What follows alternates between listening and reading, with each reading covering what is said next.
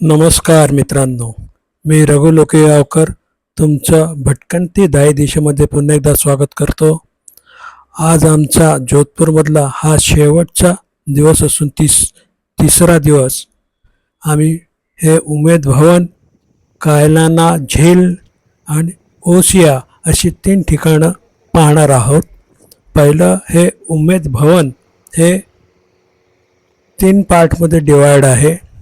पहिला पार्ट आहे तो म्युझियमसाठी, दुसरा पार्ट आहे त्याच्यातला तो टाटा हॉटेल म्हणजे ताज हॉटेलसाठी त्यांनी वापरतात, आणि तिसरा पार्ट आहे ते स्वतःसाठी राहण्याचं ठिकाण आहे. असं एकंदरीत ह्या ठिकाणाचं स्वरूप. समोर आता जे दिसलं ते तिथे विंटेज कार आहेत, एक 15-16 विंटेज कार आहेत. त्या पाहण्याजोग्या आहेत, पण मी अहमदाबादला ह्याच्यापेक्षा सुंदर विंटेज कार पाहिले, त्यामुळे मला ह्या इथल्या विंटेज कारमध्ये तितकासा रस आला नाही. आणि सुंदर ठिकाण आहे तरीसुद्धा उमेद भवन हे खास जेव्हा जोधपूरमध्ये दुष्काळ आला होता तेव्हा गावातल्या लोकांना रोजगार मिळावा या उद्देशाने हा महाल बांधण्यात आला, आणि अतिशय सुरेख असं ह्याचं बांधकाम आहे. जास्त जुना नसून तिथे बऱ्यापैकी राजांच्या आठवणी ठेवलेल्या आहेत. ते लोक घोड्यावरून हॉकी खेळायचा त्यांचा शौक होता. ते आजही त्या मॅचेस तिथे होत असतात. हिवाळ्यामध्ये त्या असताना ओपन टू ऑल असं त्या मॅचेस असतात, आणि त्या खूप ते मी पाहिलेले आहेत यूट्यूबला, त्यामुळे मला काय त्याच्यात रस वाटला नाही. परंतु आजही ह्या गोष्टी तिथे त्यांच्या होत असतात. आणि हे म्युझियम आता आपण जे पाहत आहोत म्युझियम, हे बघा, हे त्यांच्या ट्रॉफीज त्या काही वेळेला इंग्रजांसोबत काय मॅचेस खेळले घोडा हॉकी, त्याच्यावर त्यांना मिळालेल्या ह्या ट्रॉफीज आहेत. हे त्यांचे खेळाडू जे कोण आहेत ते त्यांच्या तस्विरी लावलेल्या आहेत, आणि हे सगळं काचेच्या पेटीमध्ये व्यवस्थित जतन करून ठेवलेलं आहे, जेणेकरून त्यावर कुठली धूळ बसत नाही. अतिशय सुरेख असं मेंटेन केलेलं आहे. परंतु ह्याला एक चांगल्यापैकी 100-200 रुपयाचे तिकीट ठेवलं त्यांनी. कितीचं तिकीट मला लक्षात नाही आता, परंतु तिकीट आहे, आणि त्या मनात एवढं वर्दी वाटलं नाही. आणि जवळजवळ शहरापासून 7 ते 8 किलोमीटरवर हे आहे. हे 2 इंग्रज पती पत्नी, खास तेव्हा महाराजांनी बोलवले ते आर्टिस्ट आहेत. त्यांना आपले महाभारत आणि रामायण ऐकवून त्यांनी त्यांच्या कल्पनेनुसार इथे 20-20 फुटाचे 5-6 सुंदर चित्र रेखाटलेली आहेत की त्यांच्या कल्पनेनुसार. मित्रांनो, ते पाहून झाल्यावर आम्ही कायलाना झील पाहण्यासाठी आलो. हे आर्टिफिशियल तलाव आहे.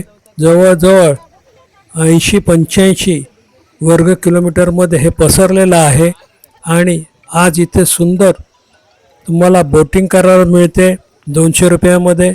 आणि हे पंजाबमधनं इंदिरा नहर ह्या कालव्यातून पाणी इकडे आणून साठवलं जातं, आणि हेच पाणी संपूर्ण जोधपूरला वापरास मिळतं. मित्रांनो, ह्या बोटीमध्ये तुम्हाला सफर करायला साधारण आवडेल, नाही असं नाही, परंतु कौतुक करण्यासारखं की पंजाबातून इथपर्यंत हे पाणी 1800च्या सुमारास इथपर्यंत आणलेलं आहे, आणि आज देखील ते व्यवस्थितपणे कार्यरत आहे. त्याच्यामध्ये बऱ्यापैकी जलसाठा आम्हाला बघायला मिळाला, आणि असं वाटलं नाही की हे आर्टिफिशियल लेक आहे, परंतु हा आर्टिफिशियल लेक त्या काळी राजा प्रताप सिंग यांनी हा बांधलेला लेक आहे. आणि इंदिरा नहरमधनं पंजाबच्या इथून हे पाणी इथवर आणलेलं आहे, आणि आज देखील हा व्यवस्थित वापरात आहे. मित्रांनो, इथेच तुम्हाला एक झू पार्क आहे याच्या समोरच, पण ते काय आम्ही पाहिलं नाही. व्यवस्थित होतं झू पार्क ते सुद्धा, पण आम्हाला त्यात पाहण्याचं, कारण आमच्याबरोबर कोणी लहान मुलं नसल्या कारणाने हे बघा पक्षी कसे सुंदर उडतात. हे पक्षी बदकं आहेत, उडणारी बदकं आहेत. ही छान असे काळीशार आहेत, पाहायला आम्हाला मिळाली ही अगदी जवळनं. बाकी पक्षी बगळे होते एक दोन किरकोळ, पण आमची वेळ ही संध्याकाळी 3-4च्या सुमाराला, नाही संध्याकाळी नाही, सकाळी आम्ही हे पहिलं पाहायला गेलो उमेद भवन नंतर. आणि हे पाहून आम्हाला नंतर परत पुढच्या ठिकाणाला जायचं होतं, म्हणजे ते ओसिया, व तिथून जवळजवळ 80-85 किलोमीटर अंतर होतं ते. आणि आम्ही हे पाहण्यासाठी एक 2,000 रुपयाची इलेक्ट्रिक रिक्षा, व्यवस्थित कम्फर्टेबल बसायला मिळेल अशी इलेक्ट्रिक रिक्षा. काय इलेक्ट्रिक रिक्षाला व्हायब्रेशन नसतं आणि रस्ते खूप छान आहेत, पण ती रिक्षा तेवढी स्पीड नसतं, त्यामुळे आम्हाला जिथे 2 तास लागणार होते तिथे 3 तास लागले. आणि मी तुम्हाला ह्या संपूर्ण टूरचा तुम्हाला ह्याच्यात मी सगळा हिशोब सांगणार आहे. हे ओसियामध्ये जीप आणि कॅमल सफारी आहे, जी तुम्ही करू शकता, पण खूप खर्चिक आहे आणि काय मला वर्दी वाटला नाही. परंतु आम्हाला तिथे वाळवंटात पाऊस अनुभवायला मिळाला छानपैकी, कारण असा वाळवंटात पाऊस कधी अनुभवायला सहसा मिळण्यासारखं नाही, कारण आपण त्या दरम्यान कधी राजस्थान फिरायला जात नाही, कारण आपण साधारण ऑक्टोबर, नोव्हेंबर, डिसेंबरमध्ये जातो. पण आम्ही हे मुद्दामून उन्हाळ्यात घेतलं होतं पाहण्यासाठी, कारण मला गर्दी नको होती. त्यामुळे गर्दी तर नव्हती, पण आम्हाला मस्तपैकी छान असा पावसाळा तिथे अनुभवायला मिळाला. छानपैकी वादळ पाहायला मिळालं वाळवंटातलं. तर असं राजस्थानातलं वादळ आपल्या पाहण्यास कधी मिळेल असं, याचा योग येईल असं वाटत नाही, परंतु आम्हाला ते पाहायला मिळालं. अतिशय भयंकर असा आवाज, एक ॲम्ब्युलन्ससारखा आवाज कंटिन्यूस त्या वादळाला असतो.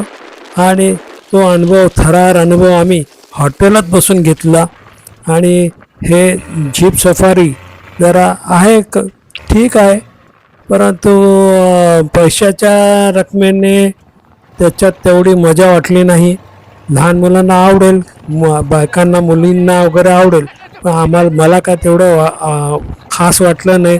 उंट पण त्यांचे ऑफ सीझनला आम्ही गेलो असल्याकारणे म्हाताऱ्याचं उंट होतं आणि त्यांनी जास्त काय राऊंड अशी विशेष मारली नाही आम्हाला, त्यामुळे जी काय मजा घ्यायची होती ती मिळाली नाही. परंतु थरारक अनुभव म्हणजे आम्हाला तिथे ह्या वाळवंटात छानपैकी पाऊस बघायला मिळाला.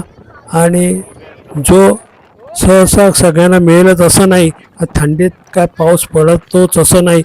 ह्या वेळेला त्यांचं राजस्थानमधलं वातावरणच जरा थोडं वेगळं होतं.